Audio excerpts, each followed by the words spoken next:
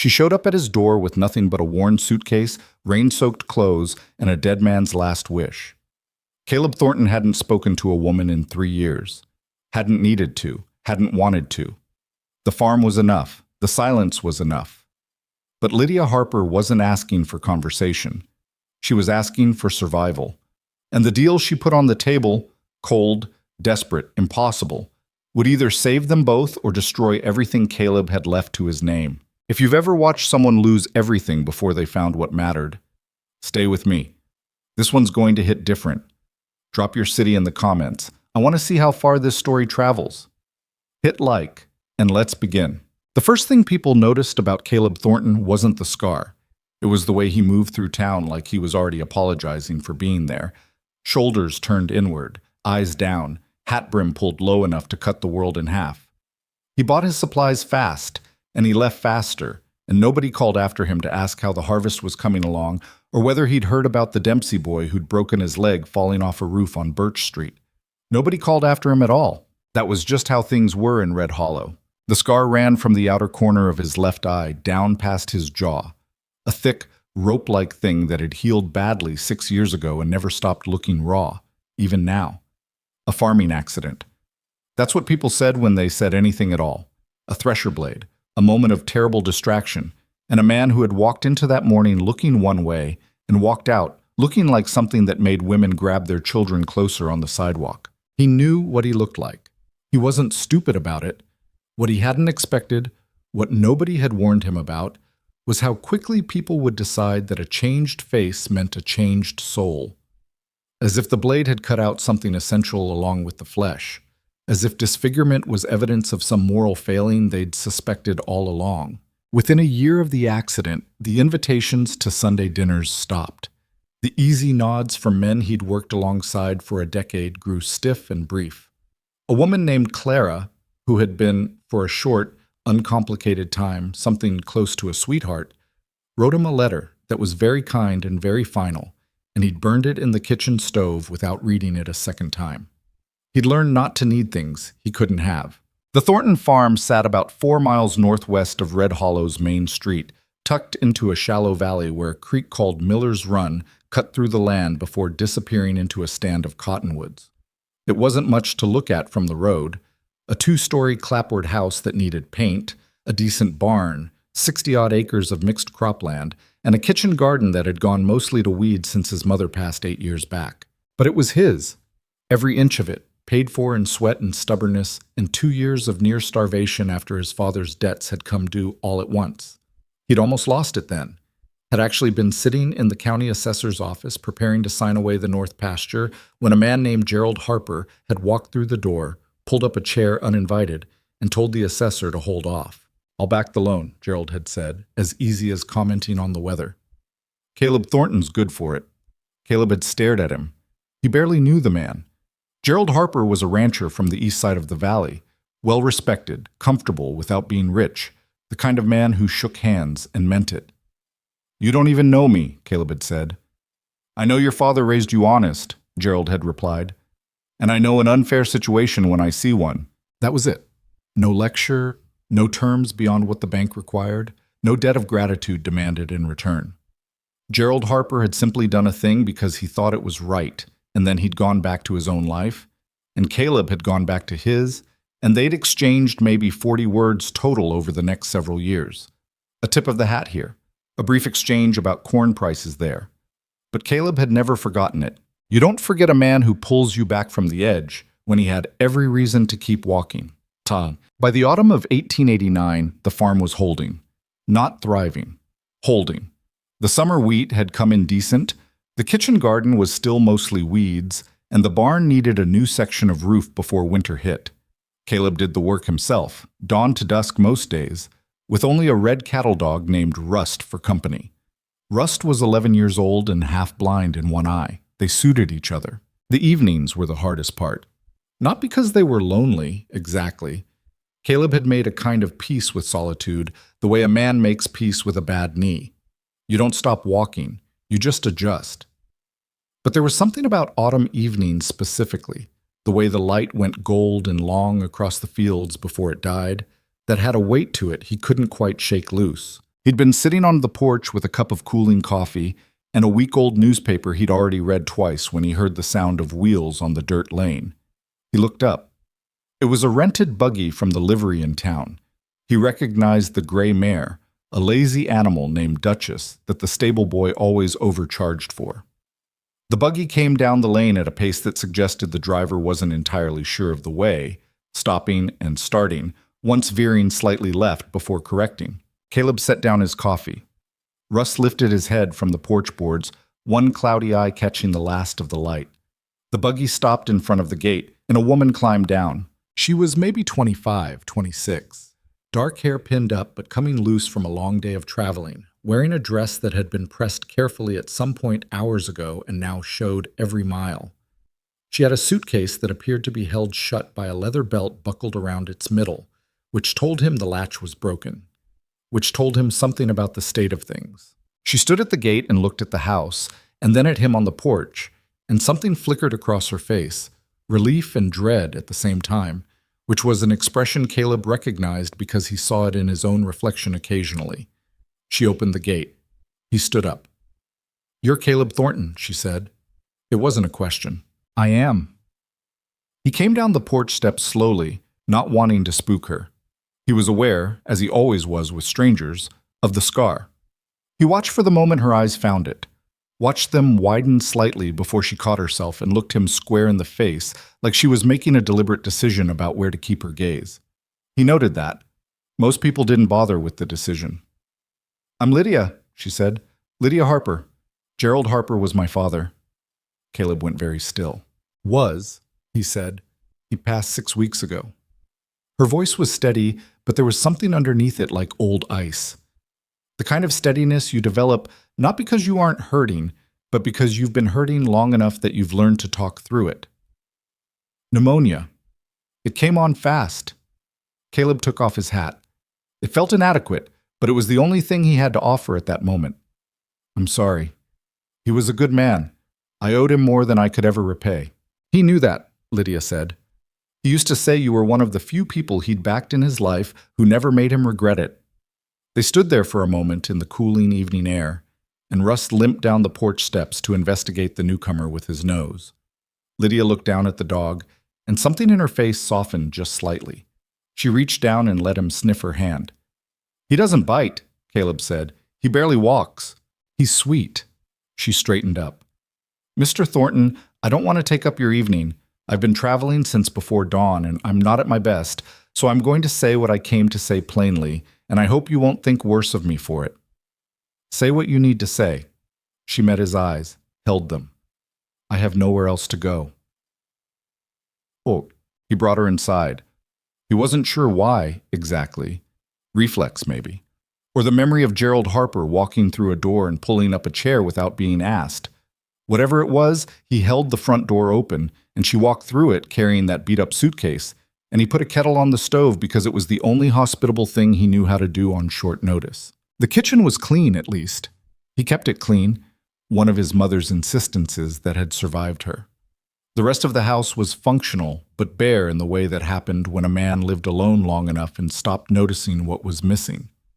Lydia sat at the kitchen table and wrapped her hands around the cup of tea he set in front of her like it was the first warm thing she'd touched in days. Maybe it was. "Tell me," he said. He pulled out the chair across from her and sat down. She told him. After Gerald's death, the ranch had passed to Lydia as the only surviving child.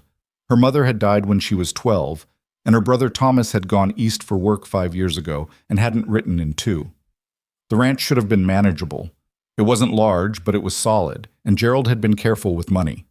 What Gerald hadn't been careful about was his foreman, a man named Doss, Dale Doss, whom Gerald had trusted for 11 years, had spent the last 3 of those years quietly siphoning money from the ranch accounts. Small amounts at first, then larger ones, covered by falsified records that Gerald's failing eyesight and trusting nature hadn't caught. When Lydia had discovered the discrepancy after her father's death, she'd gone to confront Doss. He'd turned it around on her, claimed she had authorized the transfers herself, produced paperwork with what looked like her signature, and gone to the county sheriff before she could. The accusations had moved fast the way accusations always did in small communities. Fraud. embezzlement.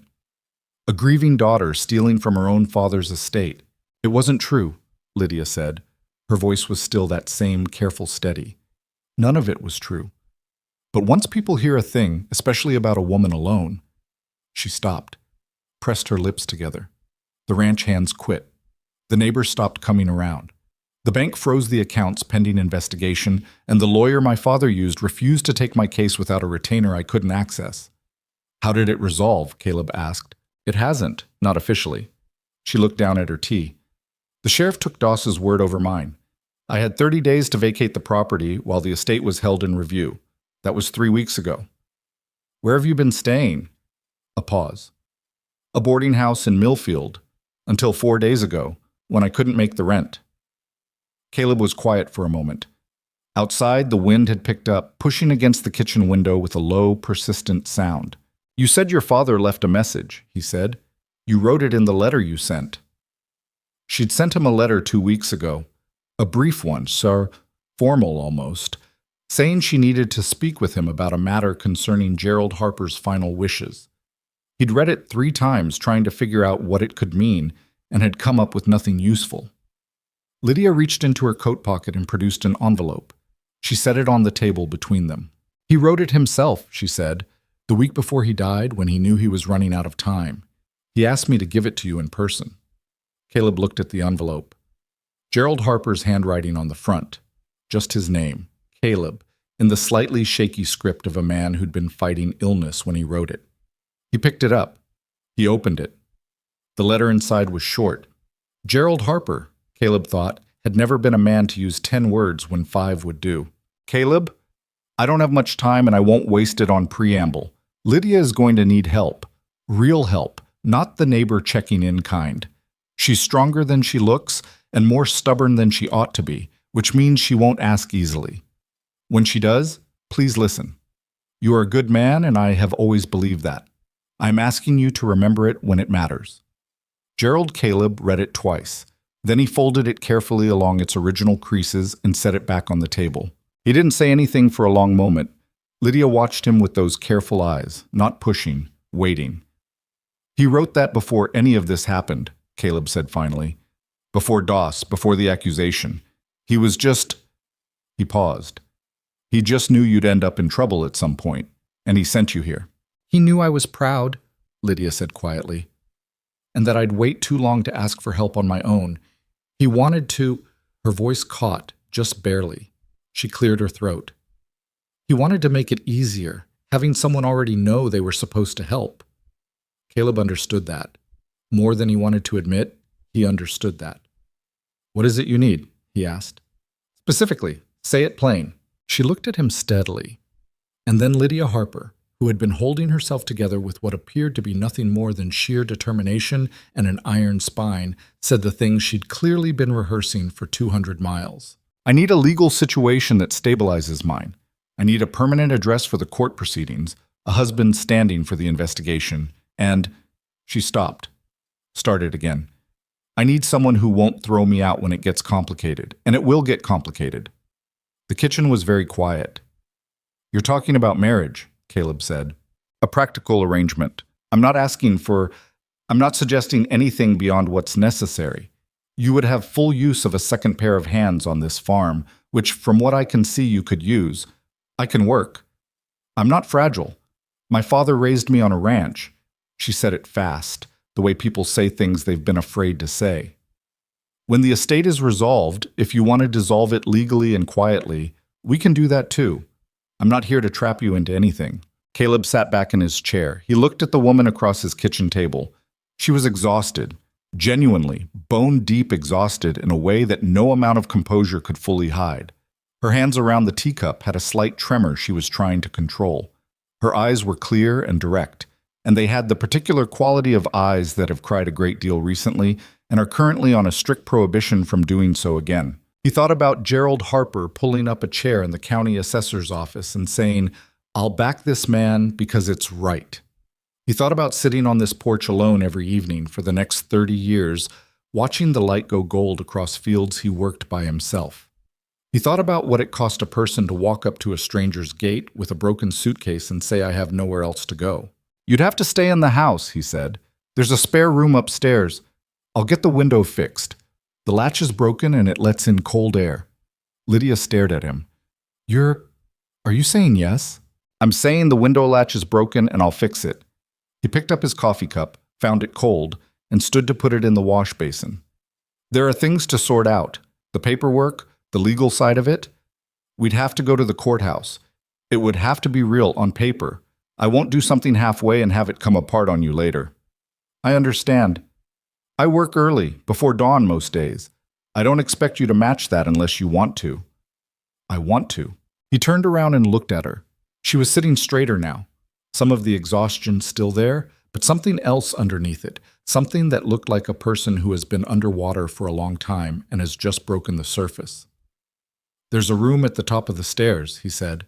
Second door on the left. Sheets in the chest at the foot of the bed. It hasn't been aired out in a while. I don't care. Get some sleep. He moved toward the door, then stopped. Miss Harper. Lydia. Lydia. He found the name unfamiliar in his mouth. He hadn't used a woman's first name in a long time. Your father was a fair man. I can't be him, but I can be fair. She nodded. Her chin was steady, but her eyes were bright. That's all I'm asking. He lay awake for 2 hours that night, listening to the old house settle around this new and improbable arrangement. What he'd done made almost no logical sense, and he was aware of that. A woman shows up at his gate with a dead man's letter and a broken suitcase, and a legal situation that sounded like it had thorns in every direction, and he'd said yes before he'd even thought it through properly. His neighbor, Bill Akers, would tell him he was out of his mind. The town would have an opinion about it within 48 hours regardless of what the facts were. But somewhere underneath the logic, something simpler was operating. A man who had done the right thing for no reason other than it was right had sent his daughter to Caleb's door. The least he could do was open it. But the courthouse in Red Hollow had a marriage registry office on the second floor that doubled as the property records department, which meant the clerk who processed their paperwork, a woman named Mrs. Gould with reading glasses and strong opinions, did so while also managing a stack of land surveys and making clear with every expression that she thought the whole thing was unusual. They had arrived on a Tuesday. Caleb had put on his best coat, which was not a very good coat, and Lydia had worn the same dress as the night she'd arrived, but had managed somehow to make it look pressed again. The ceremony, such as it was, took 11 minutes. Mrs. Gould read the words. Caleb said what he was supposed to say. Lydia said what she was supposed to say. They signed the register. Mrs. Gould stamped it with a heavy brass stamp that said County of Red Hollow and handed them each a copy. Congratulations, Mrs. Gould said, in a tone that conveyed no particular enthusiasm for the institution. Thank you, Lydia said politely. Outside on the courthouse steps, they stood for a moment in the thin autumn sunlight. A wagon rolled past on the main street. A dog barked somewhere. Caleb looked at the document in his hand. Certificate of marriage. His name and hers, side by side, in Mrs. Gould's precise hand. Well, he said. Well, Lydia said. We should get back. The south fence needs repair before the temperature drops. I can help with fence. He glanced at her sideways. You know fence work? My father's ranch ran 400 head of cattle. I've mended more fence than you've probably seen. He thought about that. I'll get you a pair of work gloves. Your hands will thank you. She almost smiled. It wasn't quite a smile. More like the preliminary motion of one, something that stopped just short. But he caught it. He looked away before it became something he was aware of noticing. The town noticed within the week. Of course it did. Red Hollow was not a large town. It had 2 general stores, a land office, a saloon that tried to present itself as a hotel, a doctor who doubled as a dentist and tripled as a veterinarian when livestock were involved, 3 churches that disagreed about everything except the general inadvisability of the saloon, and approximately 460 people who all knew each other's business with varying degrees of accuracy. A scarred recluse farmer marrying a stranger woman under mysterious circumstances was approximately the most interesting thing that had happened since the bank had been robbed 3 years ago, and that had only involved 2 people and a horse. The first person to say anything to Caleb's face was his nearest neighbor, Bill Akers, who was a decent man but constitutionally incapable of minding his own business. He appeared at the farm gate on a Thursday morning with a lame excuse about borrowing a fence staple, which Caleb saw through immediately because Bill owned twice as many fence staples as Caleb did. "Heard you got married," Bill said, leaning on the gatepost. "You heard correctly. Fast. Fast enough." Bill scratched his chin. He was looking at the house. Lydia was visible through the kitchen window, moving around, doing something with the stove. "She's staying then, permanently?" "She's my wife," Caleb said. "That's generally how it works." "Don't get prickly. I'm asking because people are asking me and I don't have answers, and I'd rather give them something true than watch them make up something worse." Caleb considered that.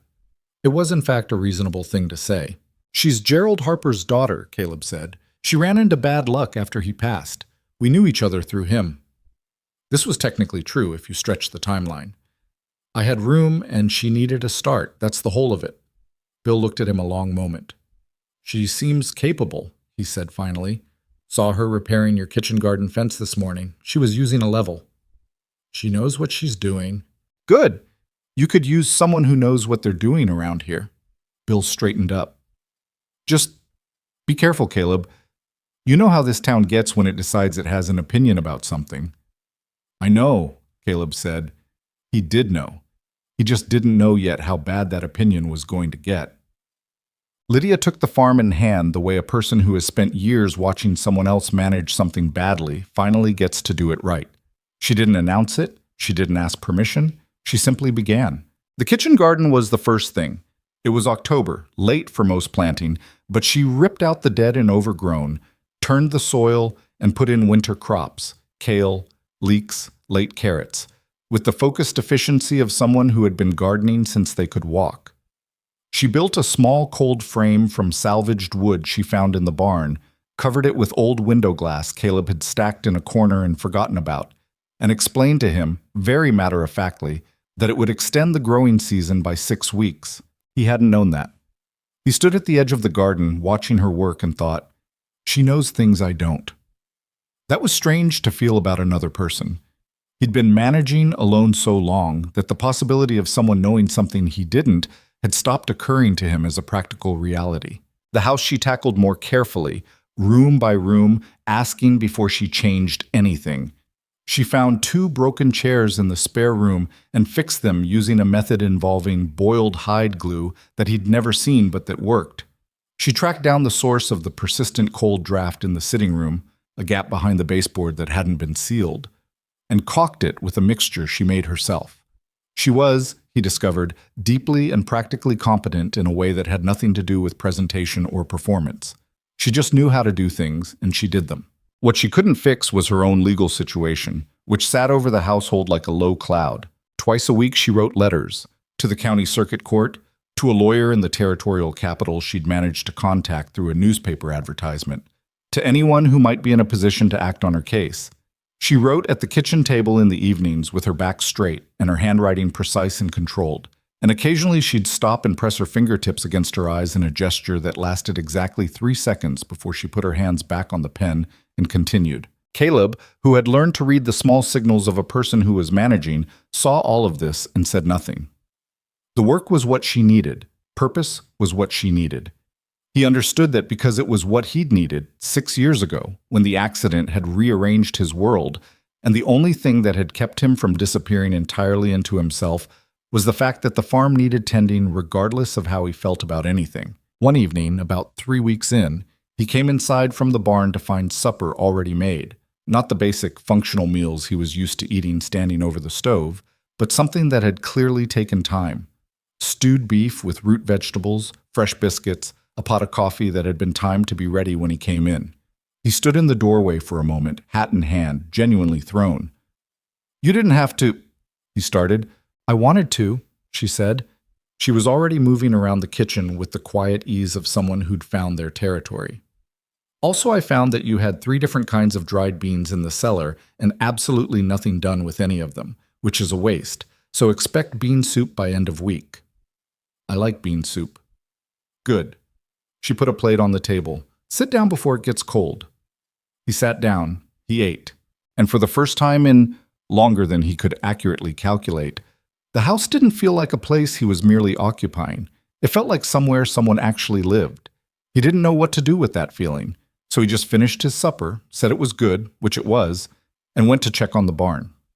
Rust followed him with his uneven, arthritic gait, and for once the dog seemed less interested in the barn and more interested in looking back at the lit kitchen window.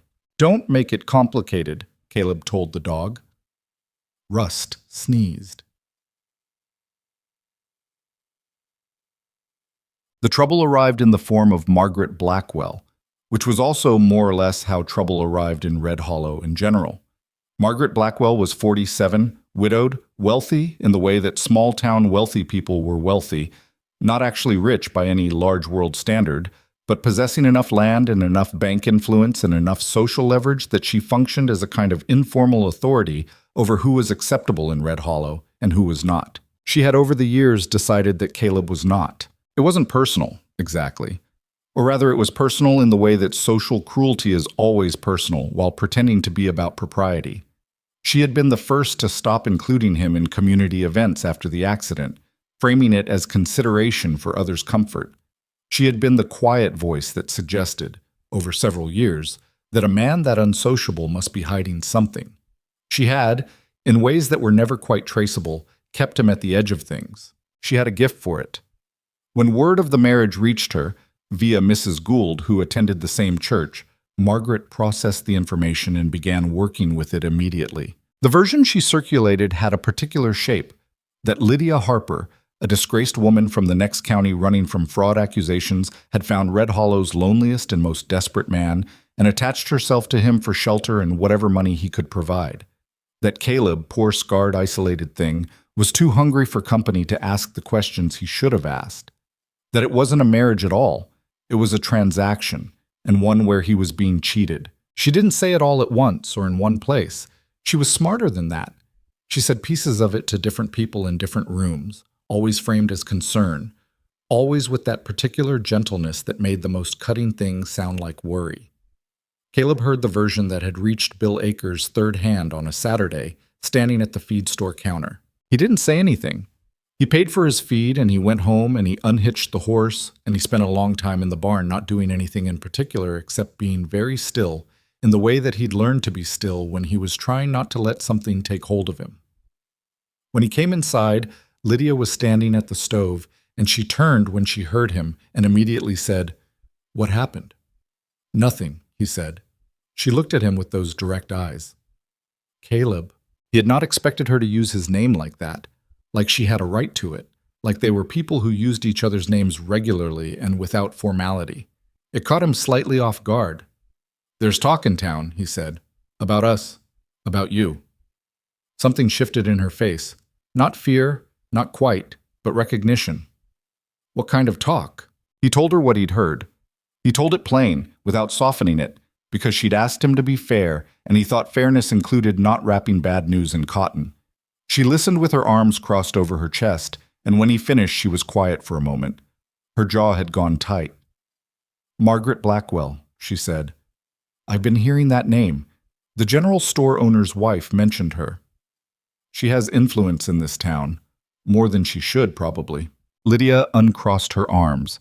She turned back to the stove and adjusted something that didn't need adjusting. "What do you want to do about it?" "I don't know yet," he said honestly. "I wanted you to know first." She turned back to face him. "She's not wrong about the practical facts. I did need somewhere to go. You are the arrangement that made that possible." Her voice was even, not defensive. "But she's wrong about the character of it, and she's wrong about you. I'm less concerned about me." "I'm not." She said it simply. "You've been made into someone's story before. I can see it in the way you move through town. Someone else's idea of who you are, worn on your skin whether you chose it or not." She paused. "I won't let this woman do that to you again because of me." Caleb looked at her. He thought, she sees more than I'd realized. He thought, I should be more careful. He said, "Get some sleep. We have the north fence tomorrow." She nodded. She didn't push. But before she turned to go upstairs, she said very quietly, "I'm not going anywhere, Caleb. Whatever she says about this marriage, I'm not going anywhere." He heard her go up the stairs. He sat down at the kitchen table and pressed his hands flat against the wood and stared at the lamp flame for a long time. Outside, the wind was picking up. Over in the direction of the valley, the sky had gone the particular dark green color it went when something was building. Weather's changing, he thought. He didn't know yet how true that was going to be, but the days had a rhythm now that he hadn't expected and couldn't entirely explain. Before Lydia, his days had been structured by necessity. Get up, work, eat, sleep, repeat. And the structure had been enough because he hadn't had anything to compare it to. Now there was a second lamp lit in the mornings. There were voices instead of silence. There was the sound of someone else in the kitchen, the small evidence of another person's presence scattered through the day. A book left face down on the sitting room table, a coffee cup washed and set to dry, Rust abandoning his usual corner for the rug by the kitchen fire where someone was more likely to pass by. He caught himself, once, pausing in the barn doorway just to listen to her in the garden, talking quietly to herself as she worked. Not actual conversation, just the running commentary some people did when they were working alone and didn't think anyone was listening. Cataloging what needed doing, arguing with the soil, apparently carrying on a dispute with a particular carrot that wasn't cooperating. He turned away before she could catch him standing there doing nothing. 3 weeks became 4, 4 became 6. The farm looked better. There was no dramatic single moment of it, just the accumulation of small things done consistently, which is how anything actually improves. The kitchen garden was producing. The cold frame was working as she'd promised. The interior of the house had lost its museum of abandonment quality and become something closer to functional. Even Rust had more energy, possibly because someone was now providing him with a consistent supply of kitchen scraps and the kind of quiet, regular attention that old animals particularly needed. And something in Caleb, very slowly and very against his general inclination, had begun to unknot. He started explaining things as he did them. The particular way to handle the Southfield drainage, which years had taught him, was deceptive, or the temperament of the mare who pulled the plow and needed to be approached from a certain angle. He hadn't meant to turn it into teaching. It just happened. And Lydia listened with the particular quality of attention that people who genuinely want to learn have, not waiting to respond but actually taking in information, asking follow-up questions that showed she'd been thinking. "Why do you rotate this pasture every 2 seasons instead of 3? She asked one afternoon. "My father did 3. "Soil type," he said. "Your father was working different land. This valley, clay wants more rest." She thought about that. Would it work the same on the East Acre? He had actually not fully thought through the East Acre in those terms. He told her so. And they stood there at the edge of the field in the October cold, having a genuine conversation about crop rotation, which was not the kind of conversation he had expected to be having with anyone, ever, in this life. She was, he realized, interesting. He found that mildly inconvenient. Bumped. The investigative letter arrived from the territorial capital on a Wednesday. Lydia was the one who brought in the mail. She'd taken over that task without announcement, the way she'd taken over most things. And he heard her go very quiet at the kitchen table before he'd even come in from outside. He came through the door and saw her sitting with the letter open in both hands, and her face had a look on it he hadn't seen before. Not devastation, something more complicated, like someone reading a map and finding that the road they needed was there after all, just longer than they'd hoped. "The lawyer in the Capitol," she said. "He's taken the case." Caleb pulled out a chair. "That's good news." "It is." She set the letter down carefully. "He says the forged signature is the key. He thinks there's enough evidence in the document irregularities to open a counter-investigation into Doss." She paused. "He also says it will take time, maybe months, and that I'll need to appear before a circuit court judge, which means more travel, more—" She stopped. "More uncertainty," Caleb said. "Yes." She looked at the letter. "I know this was supposed to be temporary. The arrangement, I know—" "Lydia." She looked up. "We said it would hold until it resolved," he said. "It hasn't resolved, so it holds." He paused. "Is that clear enough?" Something in her face did something complicated. She looked back down at the letter. "Yes," she said. "Clear enough."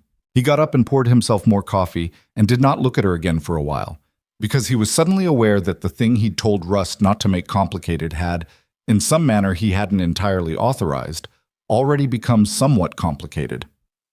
The letter from the lawyer was pinned to the kitchen wall next to the farm's planting calendar. He found himself looking at both of them sometimes. The planting calendar with its careful annotations in his hand. The letter beside it, slightly crooked, in hers. Two different kinds of growing season, both of them uncertain. Both of them, against all reasonable expectation, underway.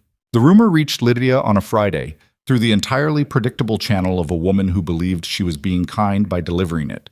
Her name was Helen Pratt, the wife of the dry goods store owner, a pleasant enough woman with flour-dusted hands and a habit of saying difficult things in the softest possible voice, as if the gentleness of delivery changed the nature of the content. Lydia had come in for lamp oil and thread, and Helen had leaned over the counter with that particular expression, brow slightly furrowed, voice dropped, that preceded bad news wrapped in sympathy.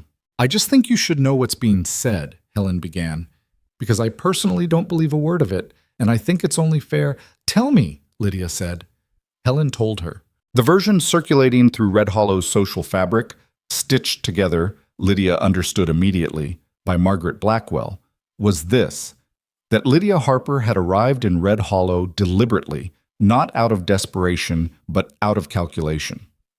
That she had identified Caleb Thornton as a man too isolated and too starved for human contact to ask the right questions.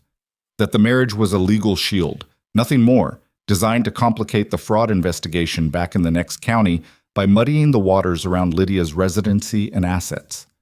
And that Caleb, poor, lonely, scarred Caleb, was too gone on the attention of a woman in his house to see any of it. Lydia stood at the dry goods counter and listened to all of it without changing her expression.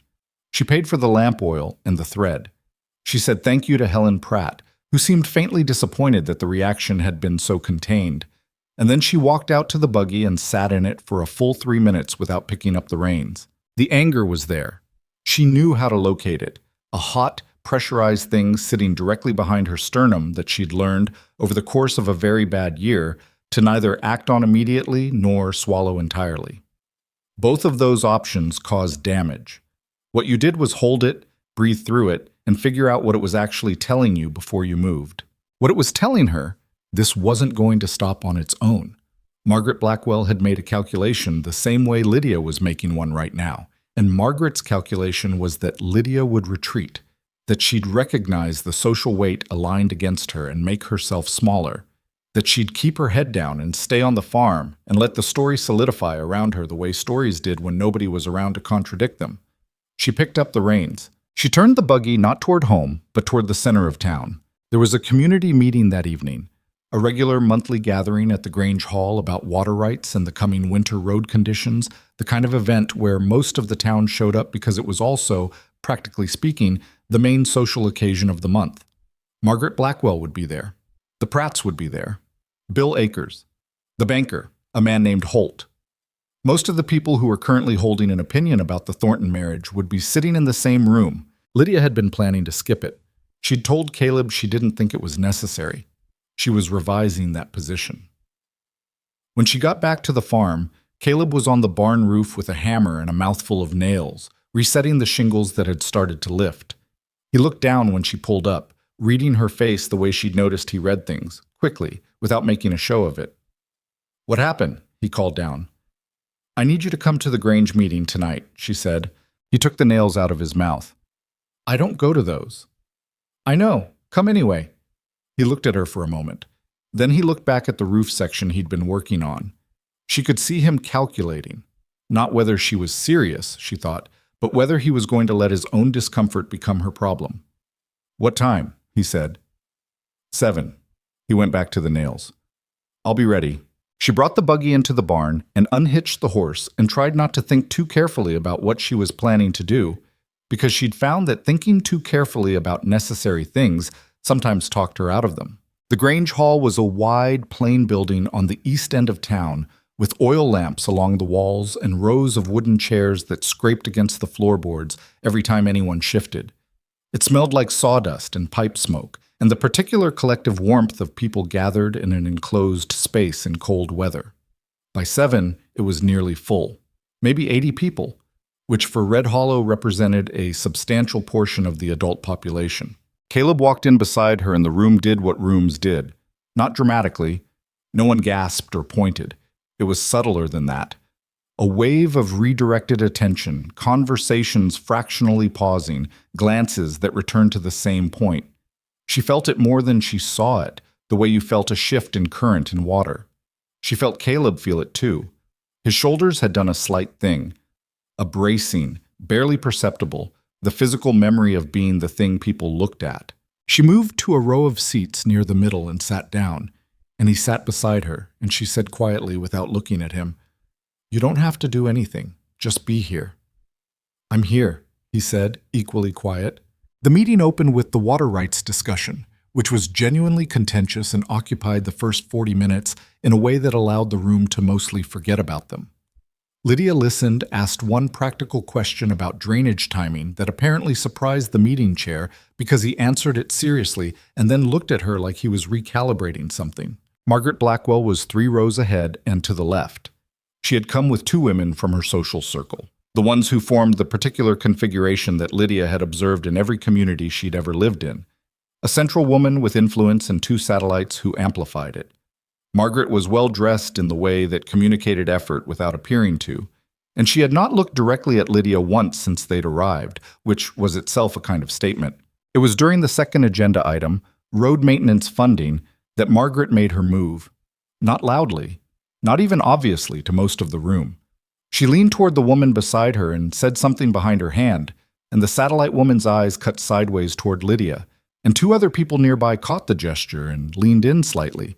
It was exactly the kind of thing you couldn't confront directly without looking like you'd lost your composure over nothing. Which was the point.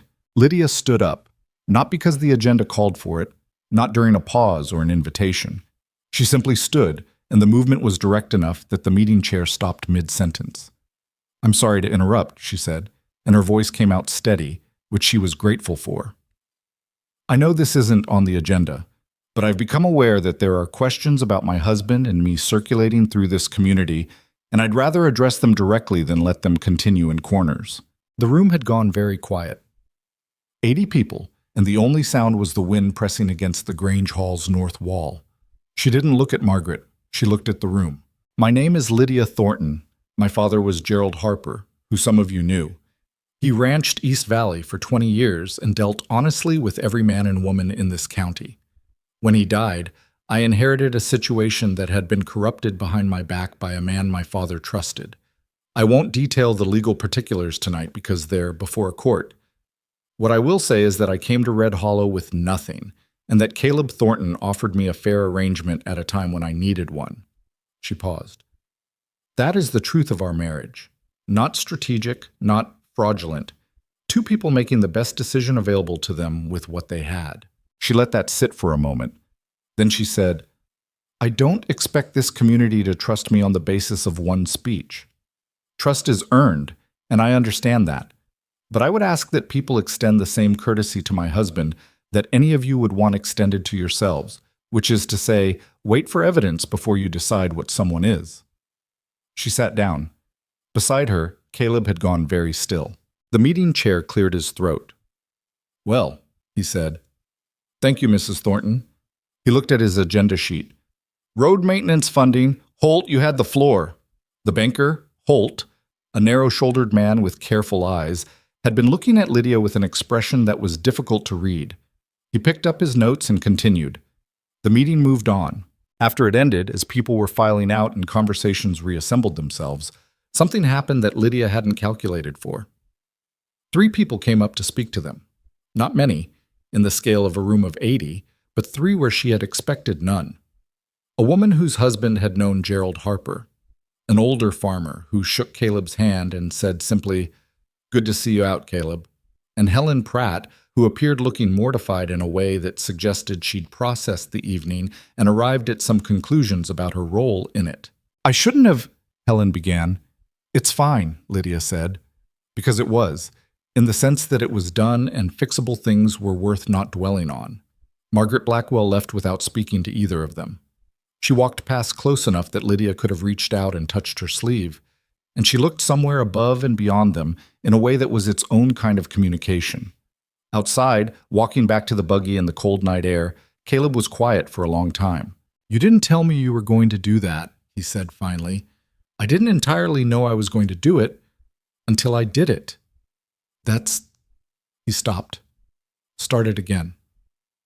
"You didn't have to make it about defending me." "Yes, I did," she said simply.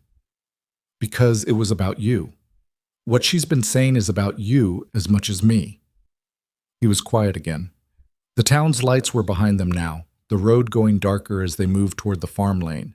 "People don't usually—" He stopped again. There was something in his voice she hadn't heard before. Not quite discomfort. Something rawer than that. "No one said anything like that about me. Not in a long time." She didn't fill the silence. She'd learned that he needed space around certain things, that rushing in with words was the wrong instinct. After a moment, he said, "Thank you." "Don't thank me," she said. "Just help me get the cold frames covered before the temperature drops tonight. I think we're getting frost." "We are," he said. "I could smell it coming this afternoon." They drove the rest of the way in silence, but it was a different kind of silence than the ones they'd had in the early weeks. Less careful, less managed. The kind of silence between people who have stood next to each other in a difficult room and come out the other side still standing. The frost came hard that night, and the cold frames held. Lydia, checking them by lantern light the next morning, noted with satisfaction that every seedling underneath was intact. Caleb appeared at the garden's edge with 2 cups of coffee and handed one to her without comment. She took it. They stood there in the early gray light, breath misting, looking at the garden. "The leeks are doing better than I expected," she said. "Soil's good on that side." "You should have been using it more." "I know," he said. "I tend to underuse what I have." She glanced at him sideways. She thought he might mean the soil. She wasn't entirely sure. The weeks that followed had a different quality. Not easier exactly, but more settled. The public confrontation at the Grange Hall had shifted something in how the town engaged with them, not universally and not completely, but enough. The open door at the dry goods store, nods on the street that hadn't been there before. Bill Akers appeared one morning with his son to help reset a fence section that had come down in a windstorm, and he brought his wife, who had opinions about the kitchen garden that she shared freely, and that Lydia found, once she got past the delivery, genuinely useful. Margaret Blackwell was not done. They both knew that. But for the moment, her direct influence seemed to have contracted slightly, the way a fire does when it encounters ground that doesn't readily burn. What nobody had warned them about was the particular difficulty of 2 people learning to share space. Not the big things. The big things they navigated reasonably well. The work, the decisions about the farm, the legal correspondence that continued its slow progress through the mail. It was the small things that created friction, the daily texture of 2 people who had each built their lives around their own habits and rhythms, discovering that the other person's habits were different and equally entrenched. Caleb ran cold. He kept the house at a temperature that Lydia found appropriate for storing root vegetables and not for human habitation. When she increased the kitchen fire, he didn't complain, but she noticed him opening windows in rooms she wasn't currently occupying. She was a reorganizer. Not compulsively, but she thought about systems, where things were kept, whether the location made sense, how to reduce wasted steps in a daily routine. After 3 weeks, she reorganized the barn tool storage, and it was genuinely more efficient. Caleb said nothing for 4 days and then admitted it was better. She did not say "I told you so" because she was not an idiot, but she thought it quietly and with satisfaction. He had a habit of starting conversations in the middle of his own thinking, providing a conclusion without the reasoning that led to it, which meant she was frequently expected to make sense of a statement with no context. "The East Acre won't do," he said one evening at supper, cutting into the silence. And she had stared at him for a moment before realizing he was continuing a thought about crop rotation they'd discussed 4 days ago. "Because of the drainage issue?" she said. He ate.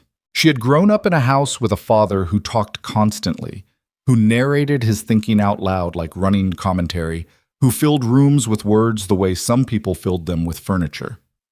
Caleb was the structural opposite.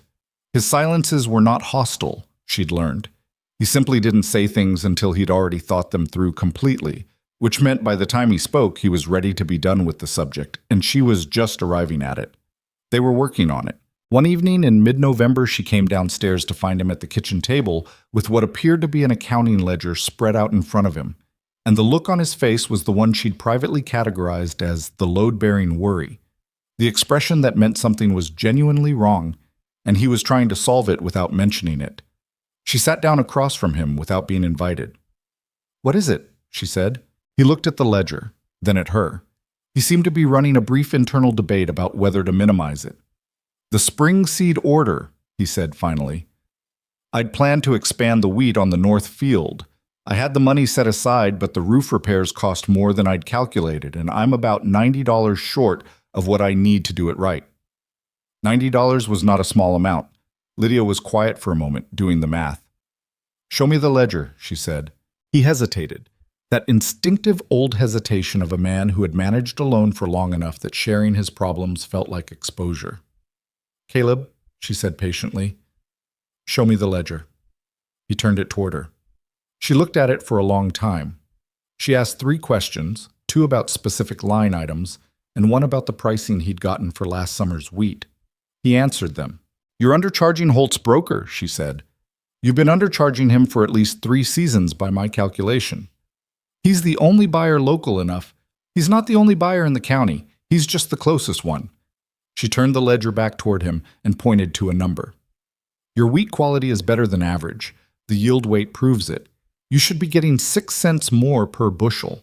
Over a season, that's more than $90. He stared at the number. He stared at it for a long time. "I didn't know the county price was running that high." "It's been running that for 2 seasons. I know because my father sold at the county rate. He taught me to check it." Caleb sat back slowly. The expression on his face was not the defensive one she'd half expected, but something more honest. The slightly abashed look of a person who has just discovered they've been undervaluing something for years without realizing it. "You grew up learning this," he said. "I grew up in a working ranch," she said. "My father believed a person who couldn't read the ledger had no business running the land." She paused. "He meant me as much as anyone." "He was a smart man," Caleb said. He was. The word landed with its usual weight. She was better at carrying it than she'd been, but it still landed. They sat for a moment in the kitchen's quiet. "We need to renegotiate with Holt's broker in the spring," she said, pulling the ledger back toward herself. "In the meantime, what's the minimum seed order that still makes the north field worth planting?" They worked on it for an hour and a half at the kitchen table, the lamp burning down between them. At some point, Lydia made more coffee without breaking the conversation. At some point, Caleb made a suggestion about the East Acre soil amendment that she actually hadn't considered, and that was, she admitted, probably right. They argued briefly about whether it was worth planting the whole north section or only the viable portion, and neither of them convinced the other, and they ended up deciding on 3/4 as a compromise that satisfied neither of them fully, which she had come to understand was often what good decisions looked like. By the time they finished, it was past 10, and the farm's plan for the following season was written in the margins of the ledger in 2 different handwriting styles. His narrow and precise, hers more angular and quick. And Lydia was tired in the way she hadn't been tired in months, which was the productive kind, the kind that came from work that mattered. "Go to sleep," Caleb said. He was gathering the ledger back into order. "I'm not tired." He looked at her. "I'm less tired than I was," she amended. "That's almost the same thing." "It's not," he said, but there was something at the corner of his mouth that wasn't quite a smile, the same way her expression sometimes arrived at the edge of one and stopped. "Go to sleep." She went. On the stairs, she paused and said without turning around, "Caleb." In the spring, when you go to renegotiate, let me come." A pause. "Why?" "Because I'm better at negotiating than you are." Another pause, longer. "That's probably true," he said. She went to bed. She lay there listening to the house settle in the cold, and to the sound of him downstairs putting away the ledger and checking the stove and doing the last small tasks of the evening, and she thought about how strange it was that a place could become familiar so quickly, that a house she'd walked into as a stranger 2 months ago felt like somewhere she'd been longer. The particular creak of the 3rd stair, the way the wind hit the north window differently than the south one, the sound of Rust's arthritic footsteps as he made his last slow round of the ground floor. She thought about Caleb at the kitchen table with the accounting ledger, the load-bearing worry on his face, and the way he'd turned it toward her after the brief debate with himself. That turning, that small, effortful act of letting someone in, was not a small thing for him. She understood that now. What she didn't examine too carefully was what it meant that she'd been glad he had. Some things were better understood slowly. She'd learned that much, at least, in a year that had stripped away everything she'd thought was stable and left her building from the ground up. Outside, the prairie wind moved across the valley in long, cold sweeps, and the farm stood against it the way it had always stood, imperfectly, stubbornly, enduring. Neither of them knew yet what was coming down from the north. But the storm was building, and it would arrive on its own schedule, indifferent to preparation, indifferent to plans, the way the worst things always did. The signs had been building for 3 days before the storm actually arrived, and Caleb had read all of them correctly and still wasn't ready for what it became. The sky on the first day had gone that particular shade of pewter that wasn't quite gray, more yellow underneath, like something metallic had been dissolved into the clouds. The cattle were restless in a way that had nothing to do with feeding time. Russ spent an entire afternoon pressing himself against the inside of the back door, which he only did when the barometric pressure was doing something he didn't trust. The temperature dropped 14 degrees between noon and sundown.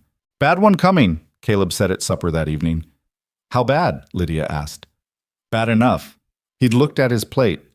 "We should move the chickens into the south section of the barn. The coop won't hold if the wind gets serious." They'd spent that evening doing exactly that, relocating the chickens with the particular chaos that moving chickens always involved, securing the barn doors with additional iron brackets, checking the cold frames and weighting the covers with boards. Lydia had wrapped the base of the cold frames with burlap without being asked, which was the right thing to do and which he noticed. The second day the temperature kept falling. A neighbor 3 miles north sent word through his son, a boy of about 12 who rode out on a pony, that the storm front was running bigger than the almanac had predicted. His exact words, relayed by the boy, were, "Tell everyone to tie things down." They spent that day tying things down. The third day the sky went greenish-black by 2 in the afternoon, and Caleb stood on the porch looking at it with the feeling he always got before serious weather.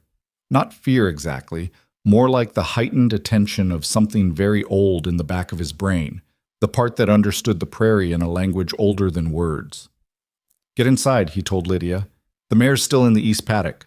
I'll get her. Get inside." She didn't argue, which told him she'd looked at the sky and reached the same conclusion he had. The storm hit at 20 past 3. It came from the northwest as they always did, and it hit the valley like a wall moving sideways. Not rain at first, just wind. The kind of wind that had actual mass to it, that pushed against you with the persistence of something that had a grievance. The temperature dropped another 10 degrees in the first 10 minutes. Then the rain arrived, horizontal and freezing, and behind it the first sleet, and the afternoon turned the color of nothing. Caleb had gotten the mare inside and was latching the barn's main doors when the wind took the south side hay cover, a tarpaulin he'd staked down with iron pins, which should have held and didn't. He saw it go up like a dark wing before the rain closed over it, and it was gone. The hay couldn't get wet. 3 weeks of cut and dried winter hay for the cattle, his entire supply until spring, and if it got soaked it would mold and the cattle would have nothing. He pulled his coat tighter and went after it. He found it wrapped around the fence post at the south pasture's far corner, which was a piece of luck he wouldn't have gambled on. He was unwrapping it from the post with his face turned down against the sleet when the fence line groaned. He looked up.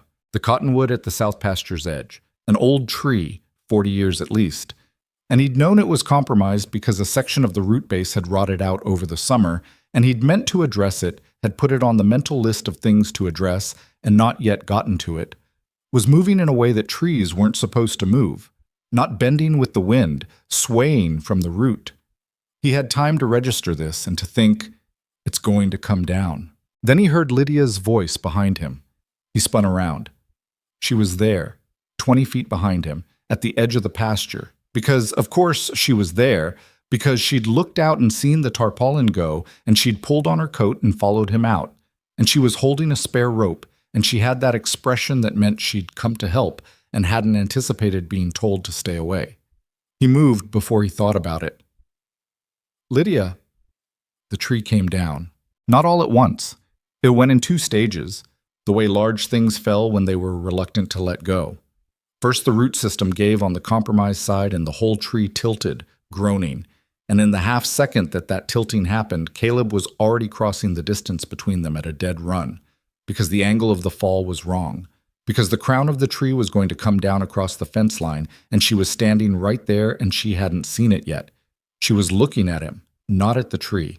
He hit her with his shoulder, both arms wrapping around her, and they went down together in the wet grass and mud and sleet, rolling hard against the fence post. And the tree came down across the fence line with a sound like a rifle shot multiplied by 20, and the outermost branches caught Caleb's left leg and right shoulder and dragged, and something hit the back of his head hard enough to white out his vision for a full 3 seconds. Then stillness. The wind kept screaming, the sleet kept falling. But in the immediate vicinity of the fence post and the fallen tree, there was a strange local quiet, the eye of the immediate thing. Caleb was on his hands and knees in the mud, head down, waiting for his vision to come back properly. His shoulder felt like something had tried to pull it out of its socket and reconsidered. His leg had a burning line across the calf that he understood was a branch wound but couldn't yet assess. "Caleb," Lydia's voice right beside him. She had both hands on his arm. "Caleb, look at me." He looked at her. She was mud-covered and soaked, and there was a cut on her chin from the fall, a small one, already beating blood that the rain was running thin and pink. She was looking at his face with an expression he hadn't seen on her before, something broken open, not the managed composure or the careful steadiness, something raw. "I'm all right," he said. "You're bleeding." "So are you." She made a sound that was almost a laugh, and not quite. Her hands on his arm had gripped tighter without, he suspected, her being fully aware of it. "Can you stand?" she said. "Yes." He stood. The leg protested but held. His shoulder was worse. There was something wrong with the rotation that he'd deal with later, after the cattle were checked and the barn was secured and all the things that needed doing were done. He'd been ignoring physical damage long enough that he had a system for it. Lydia stood up beside him, and for a moment they were both just standing there in the storm looking at the fallen tree and the flattened fence section and the 6 inches of space between where she'd been standing and where the crown of it had landed. 6 inches. He didn't say anything about the 6 inches. He didn't think he needed to. "The cattle," he said. His voice came out slightly odd. "The cattle," she agreed. Equally odd. They went.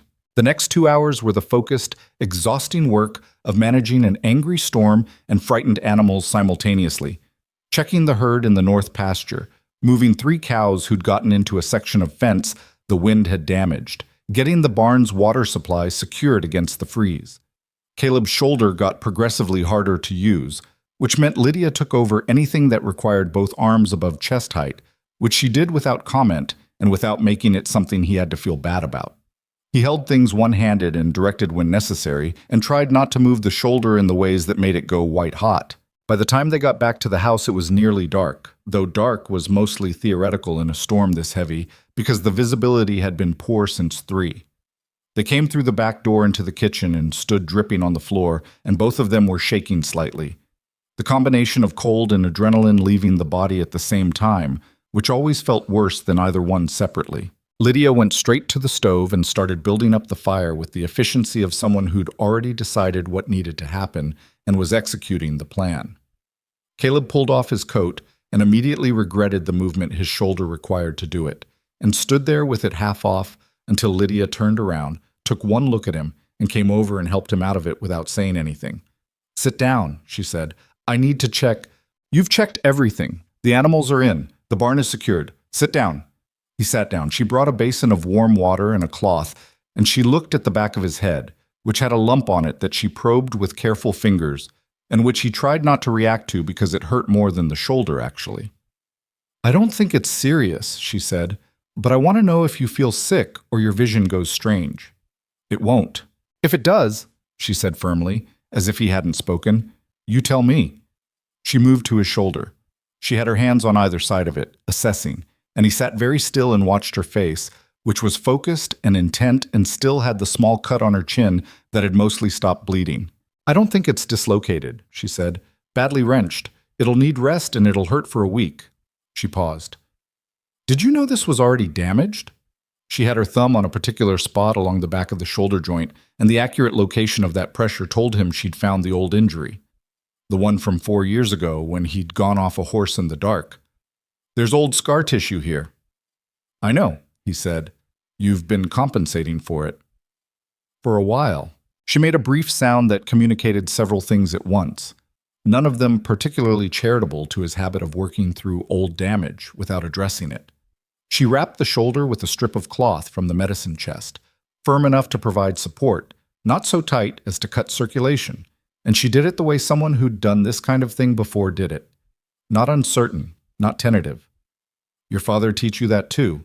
He asked. My father broke his collarbone when I was 16 and the doctor was 2 days right away, she said. I learned because I had to. She tied off the wrapping and sat back and looked at him, and they were very close. She was kneeling in front of him, and they were eye to eye, and the kitchen was dim and warm from the fire she'd built up.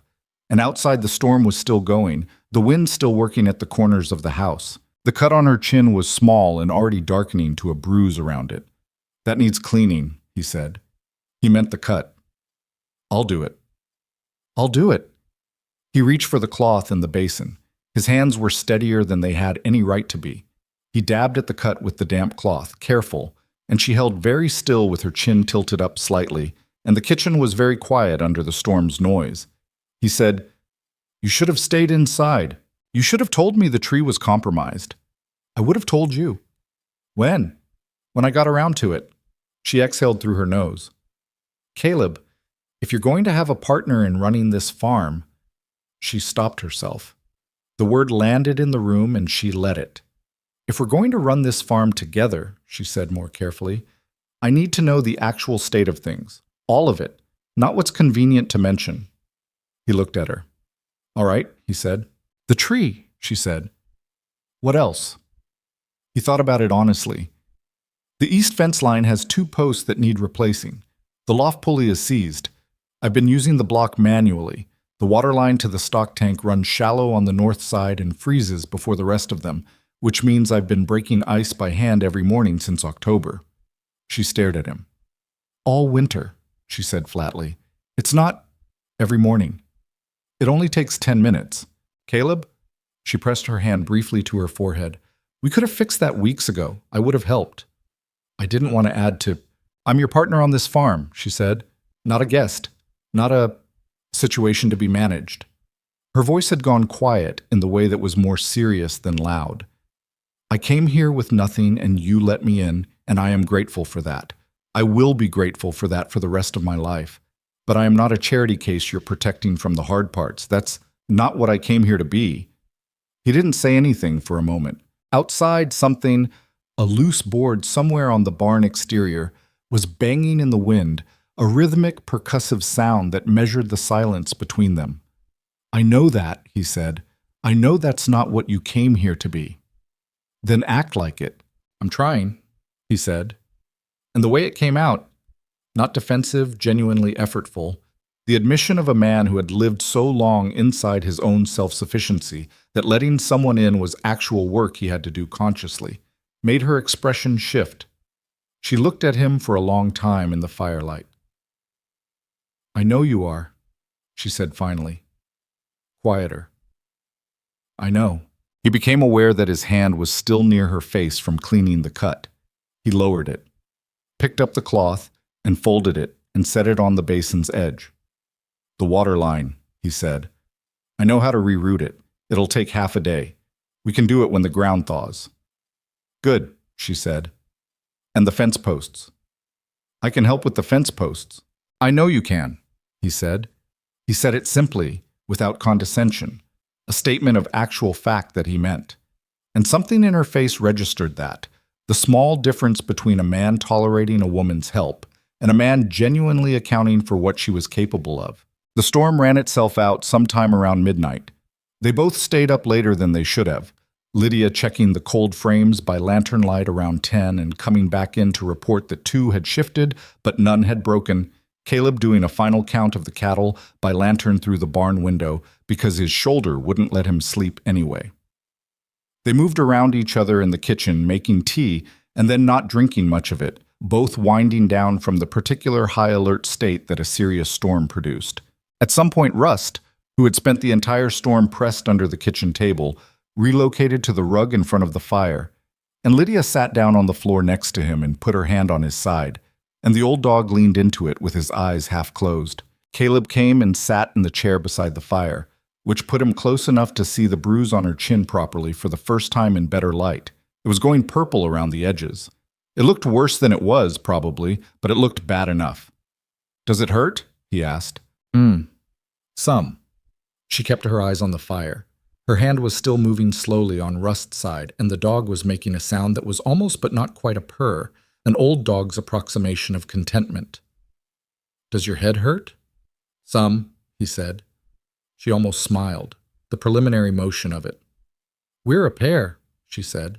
He looked at her into the firelight, mud still in her hair, bruise on her jaw, the small exhaustion of the evening sitting on her face without pretense, without the managed composure she usually wore in the world. Just a person, tired, sitting on his floor next to his half-blind dog in the middle of the night after a bad storm. He thought about the 6 inches. He thought about the moment he'd turned and seen her there, at the edge of the pasture, and the way every other thought had stopped, and there had been only the one thought, a single urgent, wordless thing that had moved him across the field before he'd made any conscious decision to move. He didn't know what to do with that.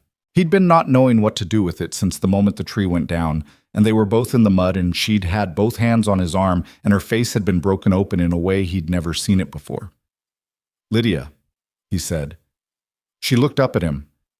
"Earlier," he started, and then he stopped, because what he was trying to say didn't have clean edges, didn't fit into the practical language he was most comfortable using. "When the tree came down?" she said quietly. "Yes." She looked back at the fire.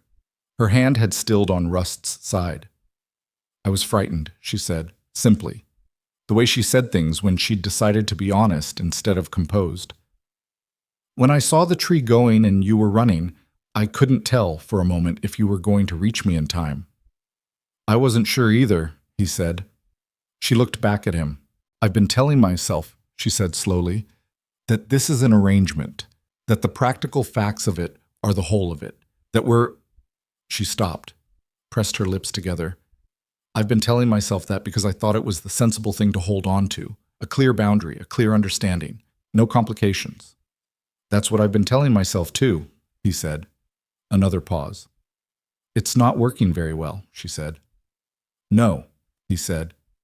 "It's not." The fire popped and shifted in the grate. Rust sighed in that profound way that old dogs did, as if sighing on behalf of everyone in the room. Caleb sat with his elbows on his knees and looked at his hands. The calloused, scarred, working hands that had pulled her out of the path of a falling tree, and that were now, he noticed, not entirely steady. "I don't know how to do this," he said. "I want to be clear about that. It's been a long time since I let myself near anything that could—" He stopped. "That could hurt you," she said. "Yes." She was quiet for a moment. "I married you 3 months ago for entirely practical reasons," she said, "and I told you it could dissolve quietly when the time came. I meant that. I wasn't lying." "I know. But I'm not the same person I was when I said it." She looked at him directly, the way she always did when she was saying something she'd decided to say and was going to say it regardless of how it landed. "And I don't think you're the same person you were when you agreed to it." He held her gaze. He didn't look away from it. Not the scar this time as a reason to avoid something, just the plain fact of her eyes on his face and everything that was honest in them. "No," he said. "I'm not." She nodded, like she'd been waiting for him to catch up to something she'd known for a little while. No triumph in it, no relief, just the acknowledgement of a thing that was true. "I'm not asking you to—" she started. "I know what you're not asking," he said. "You don't ask for things. It's a quality I've noticed. It's a quality that gets me in trouble. Sometimes," he agreed, "but right now it's all right because I'm—" He looked at the fire, looked back at her. "I'm telling you myself, whatever this is, I'm telling you I know what it is." The wind outside had dropped to something manageable. The storm was ending the way prairie storms ended, not dramatically but by degrees, the rage running out of it, until there was only the cold night and the dripping eaves and the particular silence that came after. She reached over and put her hand on his, the one with the wrenched shoulder resting on his knee. Not a dramatic gesture, not a declaration, just her hand, warm from the fire, placed on top of his with the same quiet certainty she brought to everything she did. He turned his hand over under hers. They stayed like that for a while, by the dying fire, while Russ snored softly between them and the farmhouse settled into the stillness after the storm. Neither of them said much more. Neither of them needed to. There were still things to resolve. The legal case still grinding through its slow machinery, the farm still demanding its daily work, the town still carrying its opinions, Margaret Blackwell still sitting somewhere in the back of everything like a splinter not yet worked out. The practical world hadn't paused for the storm. It wouldn't pause now. But something had shifted beneath all of it. Quietly, without ceremony, the way most true things shifted. Not in a single dramatic moment, but in the accumulation of small ones, the ledger worked on by lamplight, the cold frames checked in the frost, the hand on the arm in the mud, the 6 inches. In the morning, there would be a fallen cottonwood to deal with, and a fence line to repair, and a lane full of storm debris and cattle to check, and 100 tasks that needed doing before anything else. The work didn't stop. But Caleb Thornton sat by his own fire with Lydia Harper's hand in his, and for the first time in longer than he could accurately measure, the evening didn't have the weight it used to have. The farm was still standing, so were they. The letter from the bank arrived on a Monday, which was how Caleb would always remember it afterward. Not for the day of the week particularly, but for the fact that he and Lydia had spent that Sunday evening at the kitchen table renegotiating the spring seed order and feeling, for the first time in months, like the ground under them was solid. Then Monday came, and the ground wasn't solid at all. The letter was from a man named Aldrich Voss, who held the position of senior lending officer at the Red Hollow Territorial Bank, and who had, in Caleb's experience, always conducted himself with the studied neutrality of someone paid to be neither friendly nor hostile. The letter was written in that same neutrality, precise and formal, which made the content worse rather than better. It informed Caleb Thornton that his outstanding farm loan, the one he'd carried for 6 years, the one he'd never missed a payment on, the one that had been renegotiated once at fair terms and been current ever since, was being called in full, not restructured, not flagged for review. Called in. Full repayment within 60 days, citing a clause Caleb had not thought about in years because he'd had no reason to think about it. A clause buried in the original loan agreement that allowed the bank to demand full payment upon any significant change in the borrower's personal or financial circumstances. His marriage apparently qualified as a significant change in circumstances. He read the letter twice at the kitchen table before Lydia came downstairs. She read it once. She set it down. "Voss," she said. "Yes." "Has he done this before? Called loans on a technicality?" "Not that I've heard." Caleb looked at the window. The morning was gray and flat. No particular weather in it, which felt wrong for news this large. "He's been at that bank 12 years. He's always been careful. By the book."